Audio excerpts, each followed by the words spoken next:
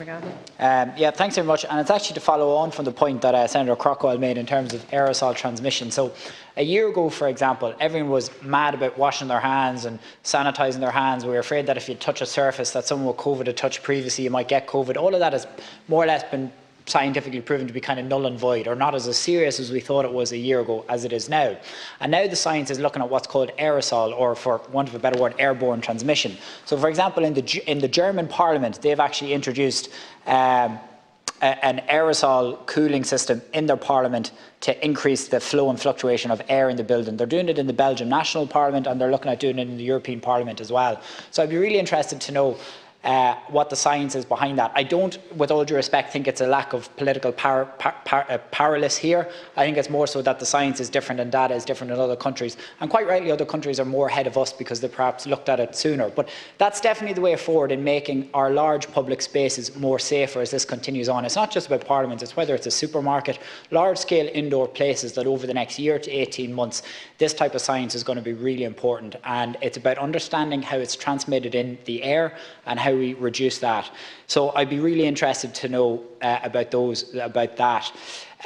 The other couple of points I wanted to make, and I know the debate was about vaccines, I could talk about vaccines all day long earlier on, but I just want to make one thing about vaccine numbers and vaccinations. I'm a massive pro-European. The European Union is the best thing that ever has happened in this country. But just because you're pro-European doesn't mean you can't criticise the EU every once in a while. And the one criticism I would make is at the start of this whole process, when you had other countries like Israel and the United States and Britain going to the companies and just saying, how much money do you want? We'll sign on the dot. We had the EU trying to negotiate a price. We had the EU trying to get the best value for money to try and tender it. To be blunt about it, that's the equivalent of negotiating with a fireman about the cost of how much he's going to save your house as it's burning down.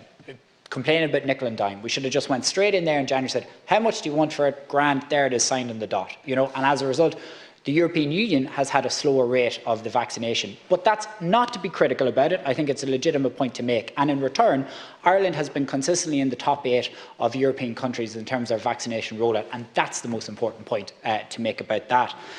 Following on from another point that Senator Crockwell made, and it was last Thursday, I think it was, RTE led with a push notification on my phone, and on the RTE news that night it was 604 cases, another 13 deaths.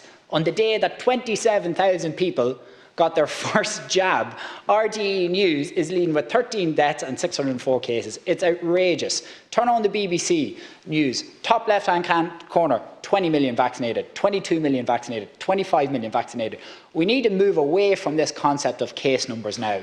That's no longer the yardstick to measure anything by. It was for the first couple of months when we were scaring the bejesus out of the country, but it's not anymore. And what we need to do now is make our opening of Irish society based on data like ICU admissions or really severe cases, not about 700 case numbers in Dublin and no one down in West Cork, better lock the whole country down. It needs to be based on a different form of metric and measurement now as we go to open up the country more.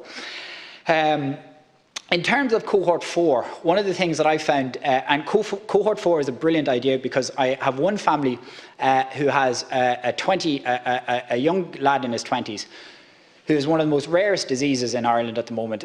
His father is his carer. They're based over in Galway. They've basically been,